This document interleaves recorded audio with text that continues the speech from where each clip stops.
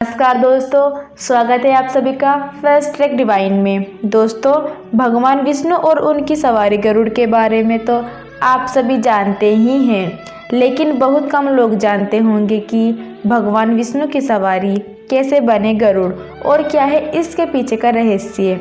ये जानने से पहले हमें गरुड़ की उत्पत्ति कैसे हुई ये जान लेना अति आवश्यक है। गरुड़ का जन्म सतयुग में हुआ था, लेकिन वे त्रेता और द्वापर में देखे गए थे। दक्ष प्रजापति की कन्या विंता का विवाह कश्यप ऋषि के साथ हुआ था। विंता ने प्रसव के दौरान 2 अंडे दिए, एक से अरुण और दूसरे से गरुड़ का जन्म हुआ। अरुण तो सूर्य के रथ के सारथी बन गए, तो गरुड़ ने भगवान विष्णु का वाहन होना स्वीकार किया। संपाति और जटायु अरुण के पुत्र थे। दरअसल ऋषि कश्यप की कई पत्नियां थीं, जिसमें से 2 विंता और क्रतु थी। ये दोनों बहनें थीं जो एक दूसरे से ईर्ष्या रखती थी। दोनों के पुत्र नहीं थे, तो पति कश्यप ने दोनों को पुत्र के लिए एक वरदान दिया।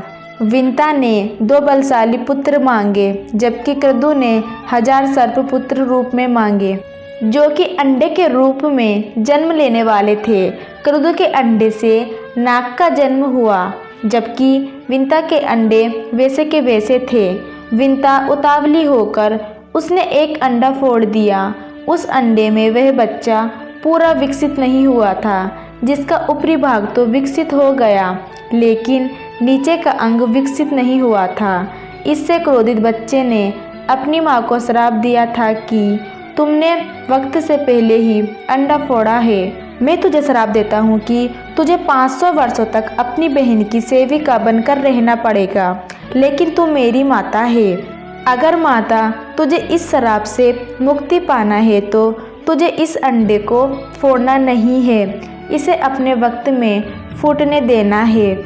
यही तुझे इस श्राप से मुक्त करेगा, क्योंकि वो बच्चा अत्यंत ही तेजस्वी बालक होगा। इतना कहकर वह बच्चा आकाश में उड़ गया। इसके बाद वह अपनी बहन की दासी बन गई। उसके कुछ समय बाद उस अंडे से तेजस्वी बालक का जन्म हुआ, जिसका नाम गरुड़ था। उसके बाद गरुड़ को पता लगा कि उसकी माता अपनी बहन की दासी है। ऐसे में गरुड़ सोचने लगे कि अपनी माता को वहाँ से मुक्त कैसे करें। तब किसी ने कहा कि वह सच्चे मन से भगवान विष्णु की तपस्या करे तो वह मनचाहा वरदान देंगे। तब वह भगवान विष्णु की तपस्या में लीन हो गए। उनकी तपस्या से खुश होकर भगवान विष्णु प्रकट हुए। तब गरुड़ ने उनसे 2 वर मांगे। एक वर में उन्होंने क्रतु के बालक नाग का अंत करने के लिए वर मांगा। दूसरा वर में उन्होंने उनकी भुजा में उपस्थित होने का वर मांगा और वह बिना अमृत पिए अमर हो जाएं। भगवान विष्णु ने उन्हें ये वर दे दिया। उसके बाद गरुड़ ने कहा कि हे भगवंत, आप भी मुझसे कुछ वर मांग सकते हैं।